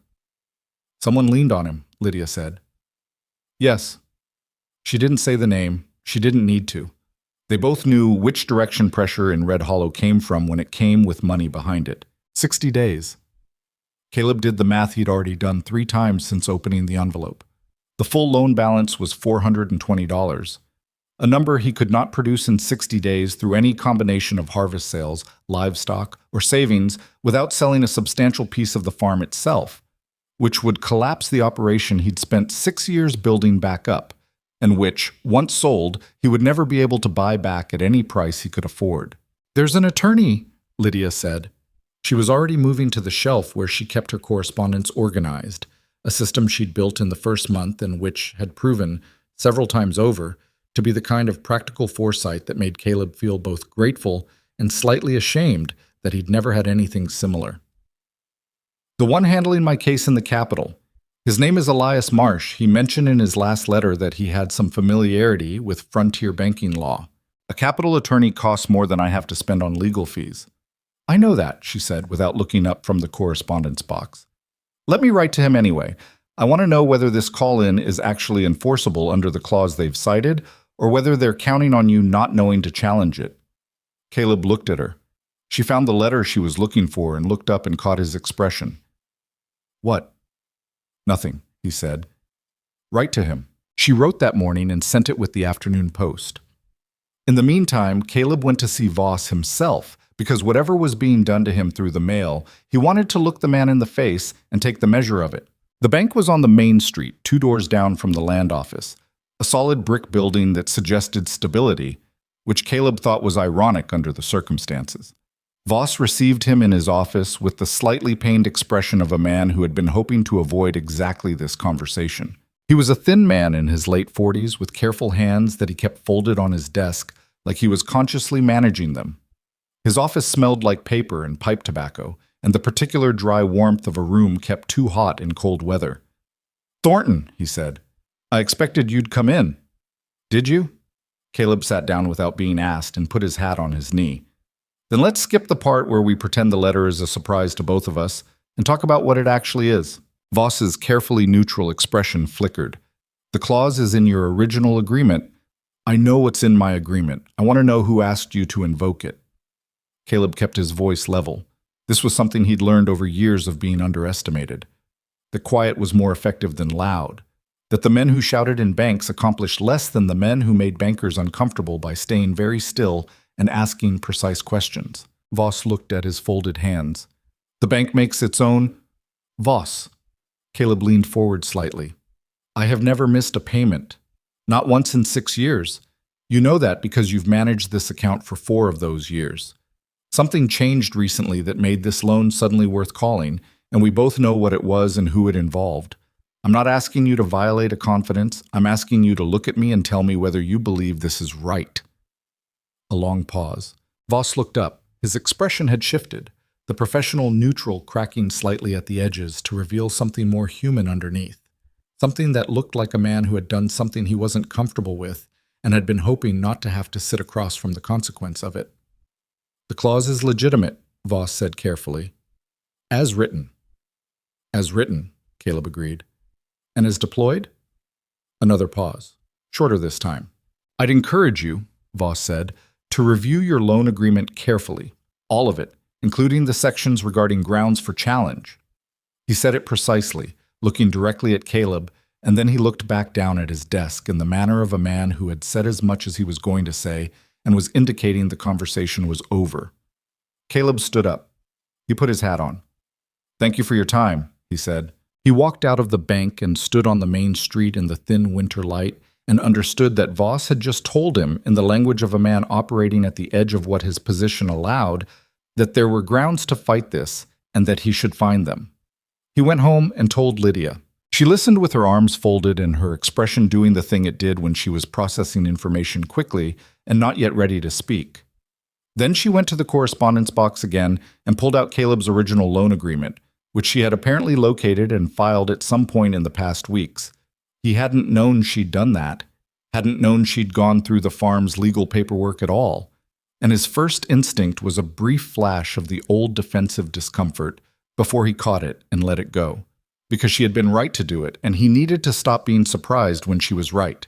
They went through the document together at the kitchen table. Lydia read the way she did everything, systematically, without rushing, asking questions when she needed to, and not otherwise. Caleb read alongside her, the agreement more familiar to him in its general shape, but less familiar in its specific language. And what emerged over the next 2 hours was a picture that was both worse and better than they'd started with. Worse, because the clause was real and facially applicable. Better because 2 sections earlier in the document, there was language that conditioned the bank's right to invoke any clause on the borrower being in good standing, which Caleb was, and on there being a documented material increase in financial risk, which the bank had not demonstrated and could not demonstrate through the mere fact of a marriage that had, if anything, improved the farm's operational productivity. "They'd need to show the risk went up," Lydia said. "Not just that circumstances changed. The clause doesn't say changed circumstances alone. It says changed circumstances that materially affect the bank's security in the loan. Can they argue that?" She looked at the document. "They can try. But our ledger for the past 4 months shows the farm is more productive than it was before I came, not less. The seed order is better positioned. The wheat negotiation is, well, we haven't executed that yet, but the plan is sound. She paused. The argument against them is actually strong, Caleb, but it needs someone who speaks this language better than we do to make it formally. Marsh, he said. I'm going to write to him again today. I'll include copies of the relevant sections. She was already reaching for paper. And I want to send a separate letter to the county circuit court clerk. My case, the Doss fraud case, has been moving. Marsh's last letter said the document examiner in the Capitol found irregularities consistent with forgery in 3 of the transfers. If that breaks open fully, it changes the financial picture for us considerably. He watched her write. She wrote quickly, with precision, the way she did everything, and he thought, not for the first time and with less resistance than he'd have had 3 months ago, that whatever Gerald Harper had understood about his daughter, he had not undersold it. The reply from Marsh came faster than either of them had expected, which told them the lawyer had been paying attention. It arrived Thursday, 4 pages, and its essential message was this. The call-in was legally shaky, challengeable on the grounds Lydia had identified, and Marsh was prepared to draft a formal response to the bank on Caleb's behalf. He also noted that the investigation into Dale Doss had taken a significant turn. The county examiner had found evidence of Doss's forged documents extending beyond Lydia's case to at least 2 other property transactions in the area, which suggested a pattern of fraud that went well beyond one grieving daughter. It's bigger than I thought, Lydia said. She was reading the letter standing in the kitchen, not even sitting down. Her face had gone the way it went when something significant was happening, and she was holding herself very still around it. Marsh thinks Doss was working with someone, a partner who had access to county record filings, who could make the fraudulent transactions appear legitimate in the official record. Someone local? Caleb said. Someone with influence in local institutions. She looked up from the letter. Someone who would benefit from the transactions going through without scrutiny. They looked at each other. How much land did Margaret Blackwell acquire in the past 4 years? Lydia said. It wasn't really a question. Caleb thought about it. About the parcels he'd heard mentioned at Grange meetings. The expansion of Blackwell holdings that people had noted without examining closely, because Margaret Blackwell had money, and money bought land, and that was simply how it went. At least 3 parcels that I know of, maybe more. At below market prices, Lydia said, I'd bet on it. That's speculation. It is right now. She folded Marsh's letter carefully. Marsh is looking at the county record filings. He says if the pattern holds, the connection to whoever enabled Doss becomes a legal matter, not just a rumor. She paused. He also says we need to be careful. If this is what it looks like, the person who orchestrated it has already demonstrated they're willing to use institutional pressure as a weapon, and if they feel cornered, she didn't finish the sentence. She didn't need to. 3 days later, Caleb woke at 2 a.m. to the smell of smoke. He was out of bed and at the window before he was fully awake. And what he saw through the glass made his stomach drop. An orange glow at the base of the barn's south wall. Not a fire yet, but the beginning of one. The particular licking light that meant something had been set and was catching. He was out the back door in 30 seconds, not fully dressed, not caring. He hit the barn with a bucket from the well, and then another, and then he was screaming for Lydia because one man with 2 hands and a well bucket was not enough, and he knew it. She came out of the house with her coat thrown over her nightclothes, and she took in the situation in one look and went directly for the secondary water barrel by the barn's east side that they'd kept filled since the storm. And between them, in the next 20 minutes, they put it out. It wasn't a large fire. It had been set against the south wall at a spot where old dry timber met a gap in the exterior siding. And if Caleb had slept another 30 minutes, it would have been something neither of them could stop. As it was, the south wall had a charred section 8 feet wide, and the hay inside that wall had scorched, but not caught. The cattle were terrified. It took another hour to settle them. When they finally came inside, both of them smelled like smoke, and the sky was going gray at the edges toward dawn. Lydia sat down at the kitchen table and pressed both hands flat on the wood and just breathed for a moment. That wasn't an accident, she said. No, Caleb said. Who knew we'd gotten Marsh's letter? Who knew the Doss investigation was expanding? Word moves in this town, Caleb said. He was looking at his hands. They were steady, which he was surprised by because underneath the steadiness something cold and hard had settled. Not fear exactly. something closer to the feeling of having been patient for a long time and arriving at the end of patience. Someone felt the walls moving in and decided to send a message. "It's escalating," Lydia said. "Yes. Then we escalate too." She looked up at him. "We can't wait for Marsh to move through the courts at his own pace. If they're willing to burn the barn, the harvest is next. Or the house." She stopped. "Caleb, if they destroy the harvest before we can sell it, the bank has its reason to make the loan call-in stick. We lose the argument and we lose the farm." He knew she was right. He'd known it since he'd stood at the barn window watching the fire. "The county sheriff is Holt's cousin," he said, filing a report with him. "Gets buried," Lydia finished. "I know, but there's a circuit court deputy out of the county seat who isn't connected to local politics. Marsh mentioned him." She was already thinking ahead. He could see it, the same way she'd thought ahead at the Grange meeting, said, positioning several moves at once. "If we file an incident report directly with the circuit court office and attach it to the fraud case documentation, it becomes part of a federal record, harder to ignore, harder to make disappear." "How long does that take?" "With Marsh filing it formally, 3 or 4 days to get on the record." She met his eyes. "We need to protect the harvest until then. I can't watch the barn and the fields every night by myself." "You won't have to." He wasn't sure what she meant until the next morning when she drove into town and came back an hour later with Bill Akers sitting in the buggy beside her.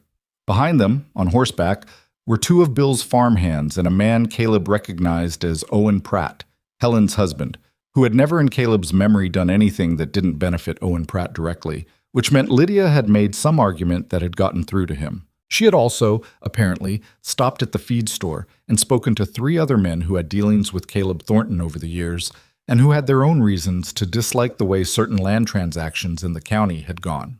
"She told us what's happening," Bill said, standing in Caleb's yard with his hands in his coat pockets. "The loan call, the fire, the connection to the land deals." He looked at Caleb directly. "I've had my own suspicions about 2 of those parcels, about where they went and why." "This isn't your fight," Caleb said. "No," Bill agreed. "But if they get away with it here, it doesn't stop here." He shrugged. "Also, I've been watching you get treated like you don't belong in this valley for 6 years, and I was too much of a coward to say anything useful about it. So," he left the rest of that sentence where it was. Caleb looked at the group of men in his yard. He looked at Lydia, who was standing slightly to the side with the expression she wore when she'd done something she wasn't sure he'd sanction and was waiting to find out. He said, "The north field runs about a quarter mile. If we split into 2 groups—" "Show us," Bill said. They organized watch rotations that afternoon. 2 men on the barn, 2 on the field edges, rotating every 4 hours through the night. Owen Pratt turned out to be, beneath the self-interest, a competent man who knew how to stay awake and quiet, which was all the situation required of him. Bill Akers stationed himself near the barn's south wall with a shotgun he described as his opinion on fire setting, and Caleb did not argue with the description. The second night passed without incident. The third night, around midnight, 2 men came up the eastern field road on horses with no lanterns. They got within 200 yards of the barn before Bill Akers stood up from behind the fence post he'd been sitting against and fired his shotgun once into the air, which was enough. The horses spooked. The riders wheeled and ran. Caleb, coming at a run from the north end, arrived in time to see them go and to get a look at one of the horses. A distinctive gray with a white sock on the left foreleg that he had seen before. In the livery in town. In the paddock behind a property on the south end of Red Hollow that he knew belonged to a man who did occasional work for the Blackwell interests. He filed that information in the same place he filed everything he wasn't ready to use yet. The circuit court record came through on the 4th day. Marsh had moved faster than his 3-day estimate, possibly because the escalation from arson attempt to repeated harassment had given him additional grounds. The incident report, the loan call documentation, the DOS fraud evidence, and a supplementary filing regarding suspicious land transactions were now formally before the circuit court, attached to a request for injunctive relief that temporarily blocked the bank's loan call. In pending judicial review, Voss sent a brief note acknowledging receipt of the legal filing and stating that the bank's call-in was under internal review. Caleb read it twice and noted that Voss had signed it personally, which he took to mean the man was doing what he could within the narrow room he had to do it. That same day, Marsh sent a telegraph. short, as telegraphs were by nature, but what it contained was not small. Document examiner confirmed. 3 land transactions show same forged filing pattern as Harper case. Common point of entry county record office. Cross-referencing Blackwell acquisitions. Recommend you prepare for county hearing. Date to be set. Do not discuss publicly until notified. Caleb read it aloud to Lydia in the kitchen. She sat very still when he finished. She built it into the county records, Lydia said. Not just Doss working alone. Someone inside the institutional structure helping him file things that looked legitimate. She looked at the telegraph. That's how she kept the bank compliant. That's how she had leverage over Voss, because if he looked too closely at certain transactions, he'd find his own institution's records implicated. And she's been using that, Caleb said. For years, probably. Lydia pressed her fingers together. My father's land deal. When Doss was siphoning from the ranch. I always thought it was just theft. But if Doss had a partner with record access, she stopped. My father may have been a target specifically. His land, his position in the valley. Someone may have been working toward acquiring Harper land for a long time. Caleb thought about Gerald Harper walking into the county assessor's office to back a loan for a man he barely knew, about the kind of person who would inspire that kind of loyalty, and what kind of person would spend years quietly working to take everything he had. Something in his chest went tight and stayed that way. Whatever happens at the hearing, he said, whatever they throw at us between now and then, we don't lose the harvest. We don't give them the financial argument for the loan call. We hold. She looked at him. We hold, she said. The next 2 weeks were the hardest kind of waiting, the kind where you've done everything you can do and the outcome still depends on machinery larger than yourself grinding forward at its own pace. Marsh sent updates every 3 days. The watch rotations continued on the farm, though after the second spooked rider no further attempts were made on the property, either because whoever was directing them had gotten cautious or because the circuit court filing had introduced a level of risk that made direct action suddenly unappealing. Margaret Blackwell was not seen at the dry goods store or the Grange. She was seen once by Helen Pratt, going into the bank. Helen had sent word, through the particular information network that small towns ran on, that Blackwell had looked considerably less composed than usual. The hearing date arrived in a letter from the circuit court clerk on the 15th of December, 2 weeks before the end of Caleb's original 60-day window on the loan call. The hearing was set for the 22nd. 7 days. They spent those 7 days in the way people spent days before something large and uncertain. Doing the ordinary work of the farm, eating meals together, talking about things that were not the hearing because they'd already said everything they could say about the hearing, checking the cold frames in the morning frost, and finding the leaks still growing, reading Marsh's preparation notes in the evenings, and going to bed later than they should have because the evenings had become the time neither of them wanted to end quickly. One evening, Caleb found Lydia at the kitchen table with her father's letter, the one Gerald Harper had written in the last week of his life, unfolded in front of her. She wasn't reading it. She was just looking at it the way you looked at things you'd already memorized. He sat down across from her. I keep thinking, she said, without looking up, that he knew. Not the specifics. He couldn't have known the specifics, but he knew something was unstable around him, and he knew I'd be in the middle of it, and She stopped. He sent me to the right place. He sent you to the only person he could think of who owed him something, Caleb said. That's not the same as knowing what I'd do with it. She looked up at him. He knew what you'd do with it. That's why he sent me here. She paused. He wrote that you were one of the few people he'd backed who never made him regret it. That's not a statement about debt. That's a statement about character. Caleb looked at the letter. I don't know that I've earned that, he said. You took in a stranger with a broken suitcase, she said. You went before a county court record on her behalf. You organized a watch rotation over your own fields to protect a harvest and a marriage that you had every practical reason to treat as temporary. She held his gaze. You've earned it. He didn't have an answer for that. He wasn't entirely sure he needed one.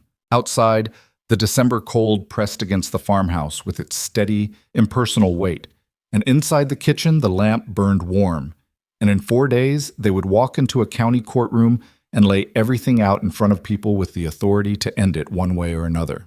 But right now in this kitchen, with the letter on the table between them and Russ doing his slow circuit of the room before settling for the night, Caleb Thornton understood that whatever happened in that courtroom, this farm had already become something different than it had been. Something worth fighting for wasn't just the land. He'd known that for a while now. He just hadn't said it out loud yet, and the evening was running late, and some things could wait one more night. Not many more, but one. The 22nd of December came in cold and clear, the kind of winter morning where the sky was a hard, pale blue, and every breath made a cloud and the ground rang like iron under your boots. Caleb hitched the buggy before dawn because he needed something to do with his hands, and Lydia came out of the house wearing her best dress under her winter coat and her hair pinned up more carefully than usual, and they drove into Red Hollow without saying much because there wasn't much left to say that hadn't already been said. Elias Marsh was waiting for them outside the county building. A tall man in his 50s with a gray beard and the particular unhurried quality of a lawyer who had been in enough courtrooms to know that urgency, performed in the wrong moment, worked against you.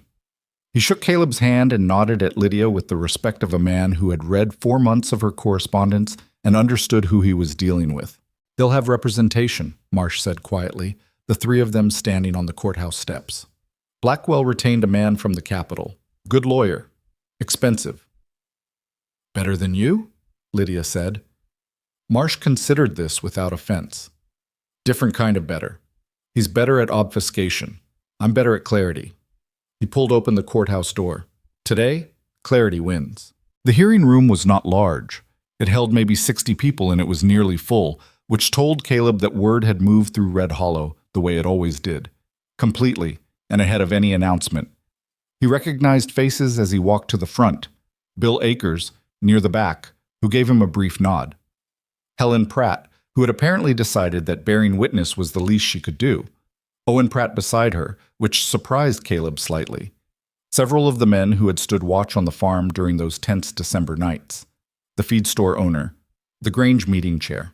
And in the far left row, isolated by a margin of empty seats that people had apparently chosen not to fill around her, Margaret Blackwell.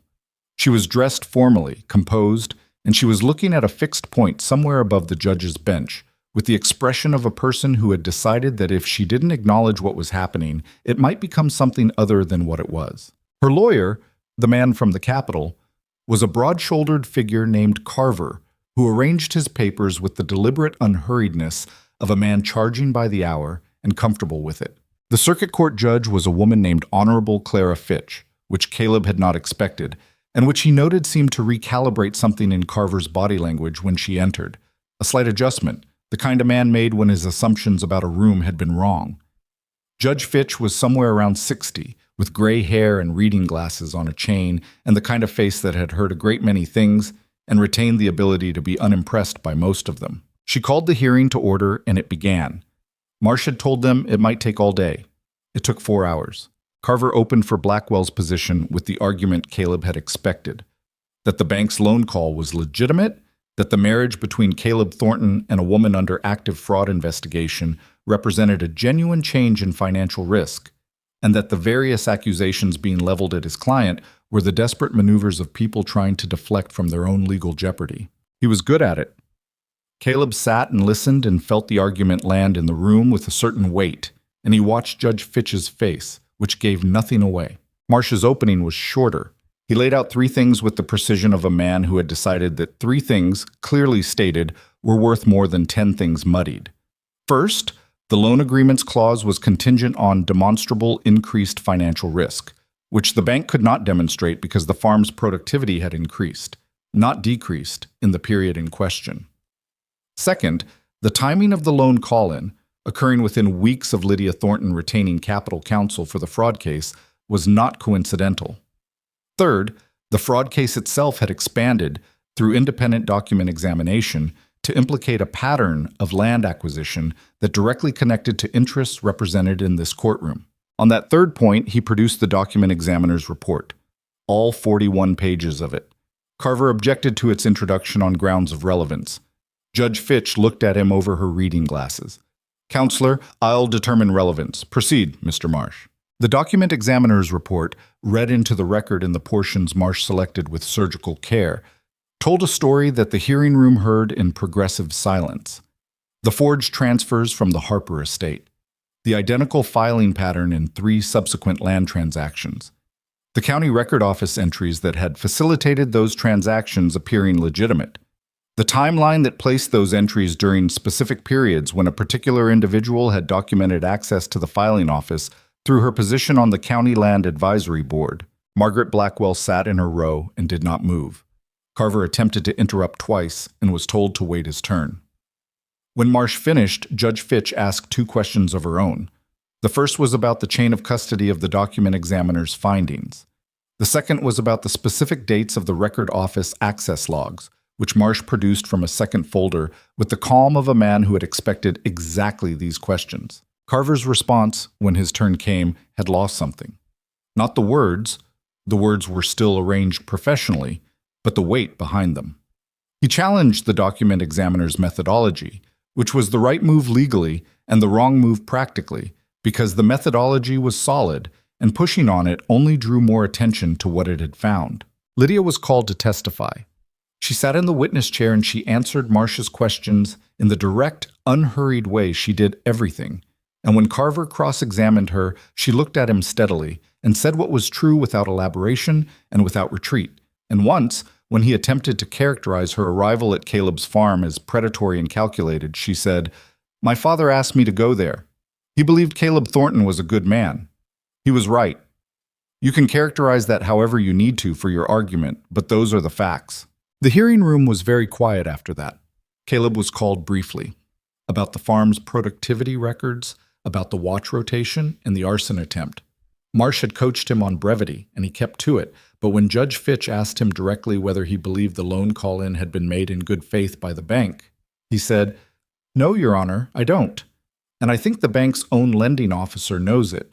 Voss, sitting in the third row where Caleb hadn't noticed him until that moment, looked at the floor. Judge Fitch called a recess at noon. They sat in the hallway on a hard bench, and Marsh brought them coffee from somewhere, and they drank it without tasting it, and Lydia's knee was bouncing slightly, which was the only external sign she ever gave that something was costing her. Caleb put his hand on her knee. She stopped bouncing. She didn't say anything, and neither did he.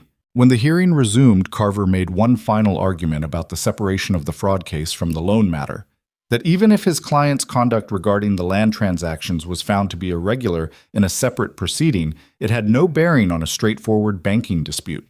Legally, it was his strongest point, and he knew it. Marsh's response was 2 sentences.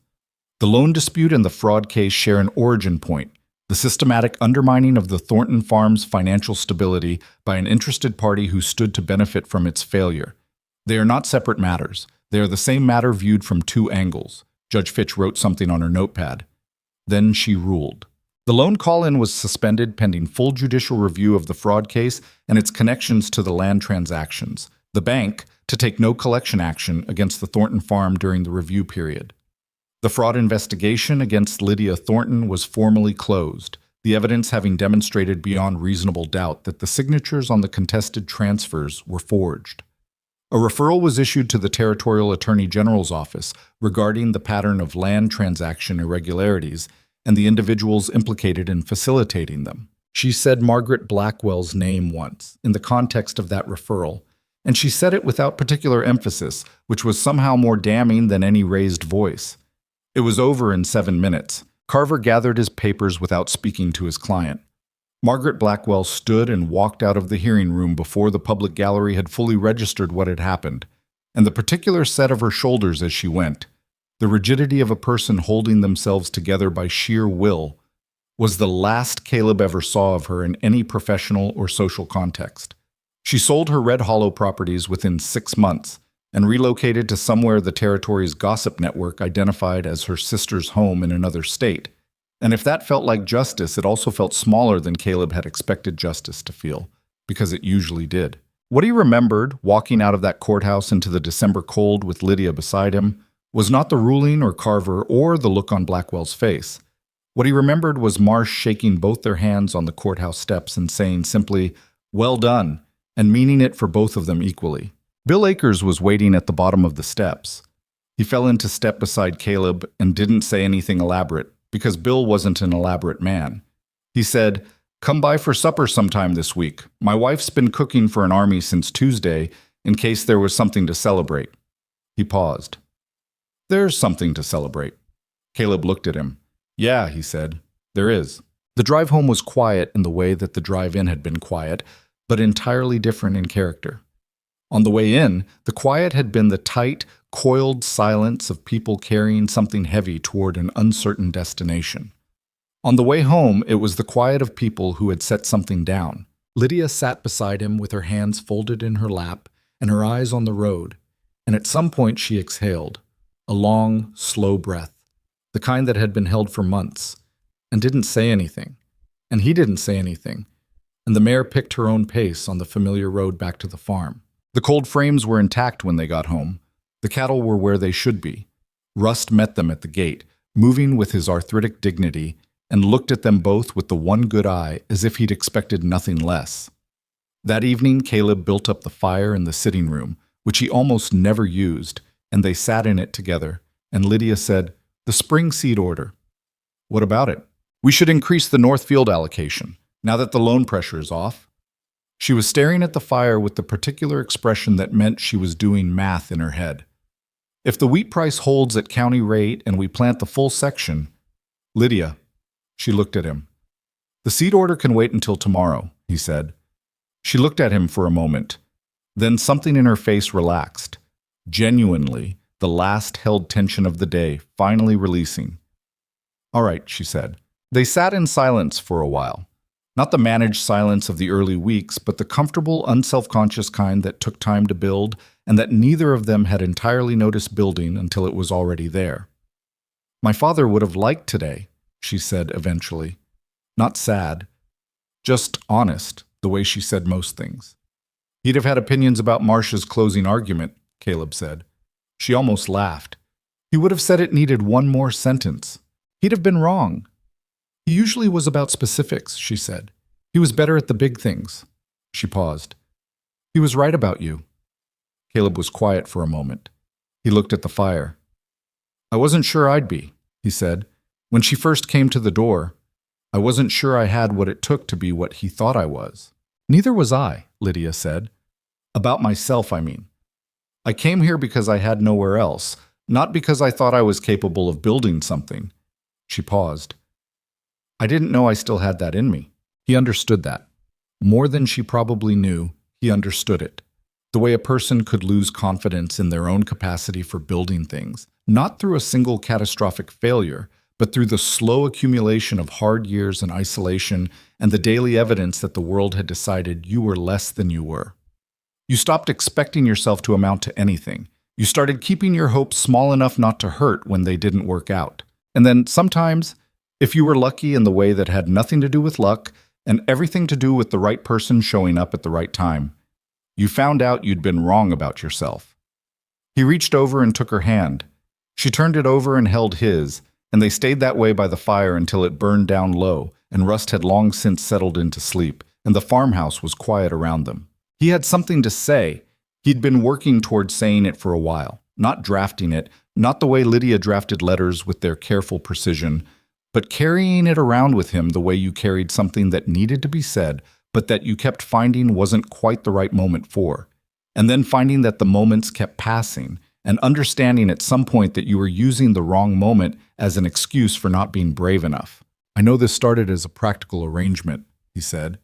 She looked at him. "Caleb, let me finish." He kept his eyes on the fire. It was easier. "I know what you said at the beginning, and I know what I said, and I know we both meant it at the time. And then things changed, and I've been not saying what those changes meant because I didn't know how to say it, and because it seemed like..." He stopped, tried again. "I was afraid that what I felt was more than what this was, that I'd made it into something in my head that you didn't..." "Caleb," she said again, quieter. He looked at her. "I love you," she said, simply. Without preamble, without the careful framing she usually gave to important things. Just the words, plain, in the firelight. I don't say it to complicate anything or to change what we've been figuring out. I say it because it's true, and I've been carrying it around long enough that it's getting heavy." He looked at her for a long moment. "I love you too," he said. "I have been for a while. I just didn't know what to do about it. I know, she said. You're not very good at saying things you feel. I'm aware of that. You're getting better, she said. He almost smiled. The full version of it, not the preliminary motion. I'm working on it. She squeezed his hand. He squeezed back. Outside, the December wind moved across the valley, cold and clean, and the farm stood in it the way it had always stood. Not perfectly, not easily, but present and solid and rooted in the ground it had been built on. That was January. By March, the loan matter had been formally resolved through the judicial review, the bank issuing a written acknowledgement that the call-in had been without sufficient documented basis, the terms returning to what they had been, the account current, no penalties attached. Voss delivered the paperwork himself, which Caleb took as the man's version of an apology, and which he accepted in that spirit without making anything more of it.